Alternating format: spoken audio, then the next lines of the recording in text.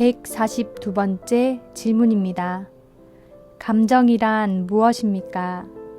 불멸 2권 141페이지 본문입니다. 저는 참으로 무심한 사람입니다.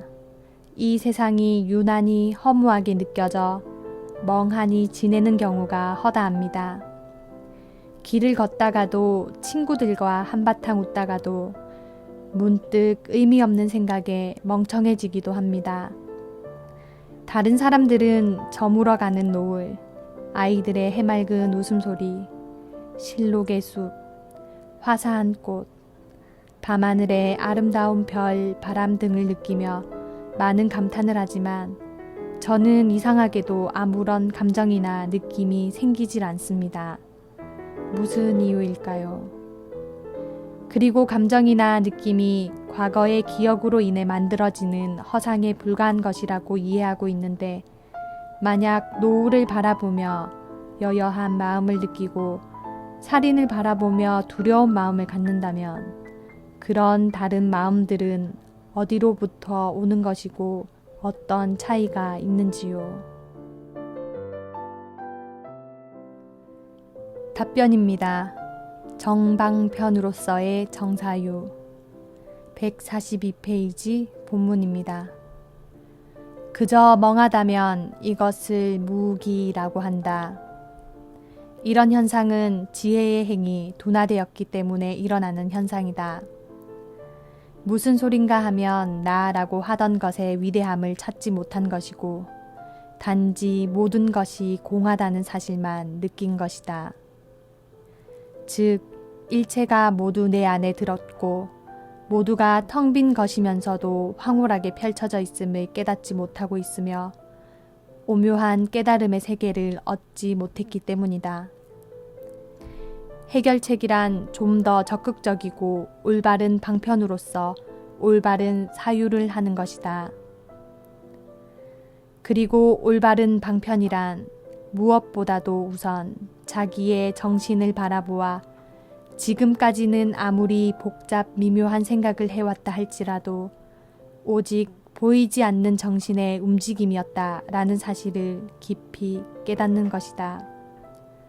왜냐하면 이러함으로써 내달리던 정신이 일단 조용해지기 때문이다. 이것이 수행에 있어서 가장 기본이 되는 올바른 방편이 된다. 이것이 반야심경에서 조견 오온계공이라고 하는 부분에 속하는 것이다. 그리고 다음은 올바른 사유가 필요한데 이것은 자기라고 하던 것을 세밀하게 분해해 보는 것에 있다. 왜냐하면 인생이라고 하든 꿈이라고 하든 그 주체의 실체를 먼저 파악해야 하는 것이 당연한 순서이기 때문이다. 악몽을 꾼다면 어떻게 해결하는 것이 가장 올바른 방법이겠는가? 당연히 보이지도 않고 만져지지도 않기에 이미 생사를 초월한 정신이 꿈을 꾸고 있다는 것을 깨닫는 것이다. 그러면 꿈에서의 모든 장면을 싫어하거나 두려워할 일이 없어질 것이다. 이와 같기에 자기를 파악하는 것을 사유의 근본으로 삼아야 한다. 마음이라는 것은 기억을 빼고 나면 있다고 할 수 있는 것이 아니다. 또한 기억은 본래 내 것이 아니었으나 세상에 있던 것이 찰나마다 사라지면서 그것을 바라본 정신 안에 그림자를 만들게 되기에 자기의 기억이 된 것이다. 그로 하여금 마음이 있는 것처럼 느껴질 뿐이다. 그리고 그 마음이라는 것은 대상이 없으면 법칙상 그 기능이 사라지게 된다. 만약 영원히 소리가 나지 않는다면 귀에 듣는 기능도 영원히 무용지물이 되듯이 그것은 세상이 사라지면 마음도 남아 있을 것이 없고 마음이라고 할 것도 없게 된다는 말이다. 그러므로 마음은 세상과 둘이 아닌 관계라는 것을 깊이 깨달아야 한다. 이 불가분의 관계가 깨달음을 얻는데 대단히 중요한 역할을 하는 것이니 명심해야 한다. 즉, 마음이란 무엇으로도 확인할 수 있는 것이 아니므로 있다고 할 수 없는 것이지만 단지 세상이 뿜어내는 육진에 의하여 있는 것처럼 느껴지게 되는 것이라는 말이다.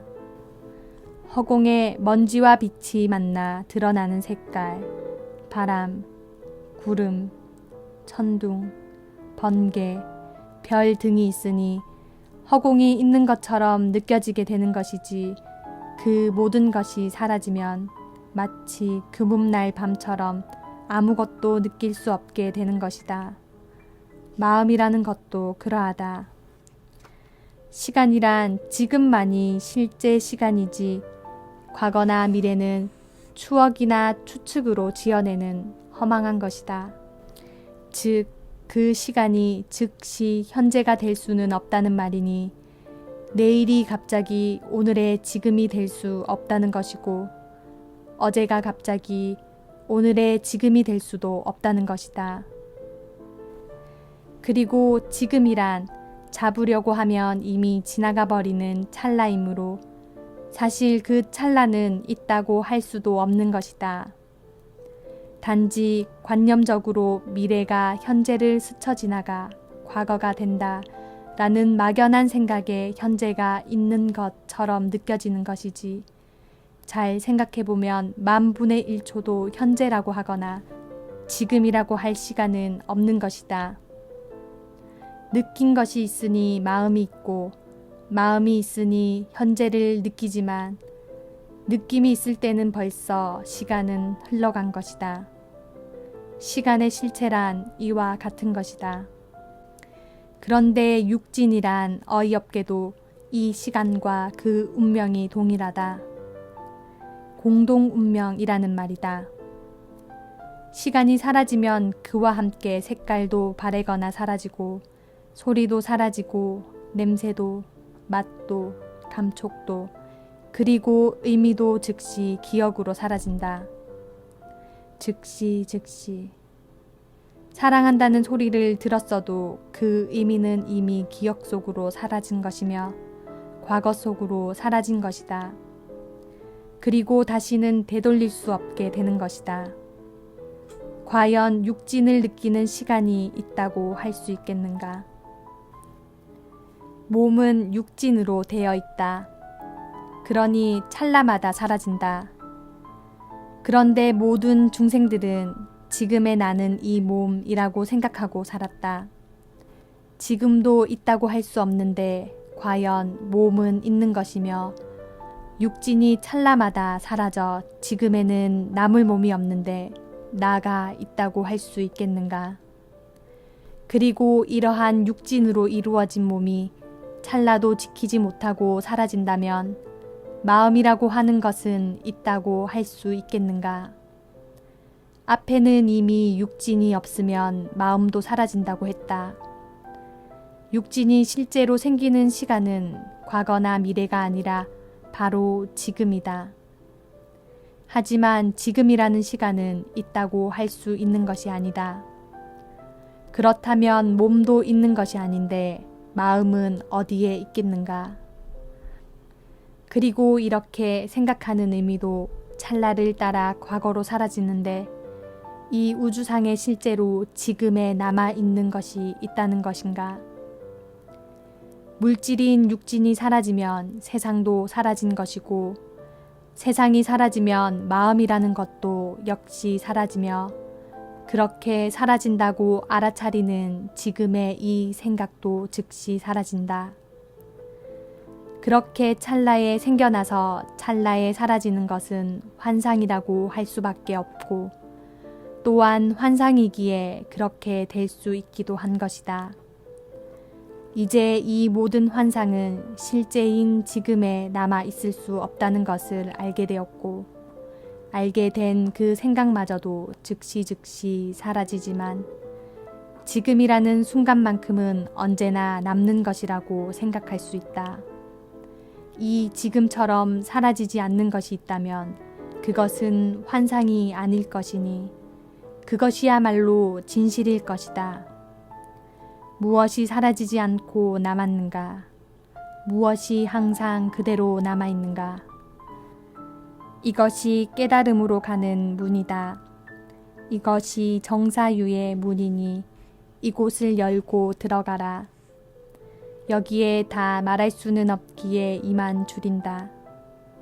진정 깨닫고자 하고 진정 생사를 떠나고자 하며 진정 삼천대천세계와 과거, 현재, 미래를 내 손에 넣고 싶어하는 자라면 이 세상의 일 가운데 무엇이 이보다 더 중요한 것이 있어 이 일을 나중으로 미룬다고 할 수 있겠는가? 이 자리는 오해하여 의심하고 두려워하며 도망치고 비방할 사람들도 충분히 있을 수 있기에 삼갈 말이 많이 있다. 그릇이 다 다르기 때문이다. 그러므로 이 이상의 가르침이나 설법은 할 수 없다. 한계가 있어야 한다. 나머지는 직접 듣고 조용히 얻어가야 하는 것이다. 이것은 당연한 일이다. 그러므로 비밀리에 전하는 공부가 있다고 하는 것이며 이를 밀교라고 하기도 하지만 요즘의 밀교의 뜻과는 다른 것이다. 말로 하는 것이 아니라 마음으로 전한다는 것도 역시 마찬가지다. 모든 것은 찰나에 사라지고 남는 것은 사라지지 않는 허공과 같은 마음뿐이다. 그것을 이름하여 원만한 깨달음이라고 한다. 그리고 다른 말로 한다면 일어서지 않는 마음이니 바로 허공과 같은 마음이므로 여여한 마음이라고도 한다. 구름은 생겨남으로 사라지지만 허공은 그대로이듯 감정은 일어남으로 사라지지만 감정을 일으키는 여여한 마음은 본래 그대로 움직인 적이 없는 것이다. 생겼다가 사라지는 마음을 중생심이라 하고 생사에 붙은 마음이라고 하며 부동의 여여한 마음은 해탈심이라고도 하고 열애심이라고도 하는 것이다. 여기에는 생사가 있을 수 없다. 이 두 가지 마음 가운데 아무 것이나 선택할 수 있었기에 깨달은 자도 존재하는 것이고 중생도 존재하는 것이다. 어느 것으로 선택할 것인가? 어떠한 자격도 필요 없고 아무런 제재도 본래 없다. 나아가 세속의 지식도 필요 없다. 그리고 나아가 성별도 필요 없다. 재산도 명예도 미모도 모두 상관이 없다. 단지 의심하는 자는 스스로가 자격을 박탈하게 될 뿐이다. 구름은 허공이 아닐지도 모르고 나아가 물질은 허공과 다를지도 모른다고. 그러므로 나도 허공과 다를 수 있으며 죽는 것이 당연하다고. 또 나는 작은 존재이므로 위대한 신이 나를 구제해 줄 것이라고. 자기도 있지 않으면서 또다시 있지도 않은 신을 상상으로 만들어 그 앞에 스스로 작아지도록 자기 체면을 거는 자들을 제외하고는. 그리고 여여심이란 움직임이 없으니 어디에서 오는 것도 아니고 어디로 가는 것도 아니다. 그러나 모든 번뇌란 거기 아니면 나올 곳이 없고 거기 아니면 사라질 자리도 없지만 없는 곳에서 나왔으니 당연히 없는 것으로 되었을 것이고 없어진다 해도 없어진 것이 아닌 것이다.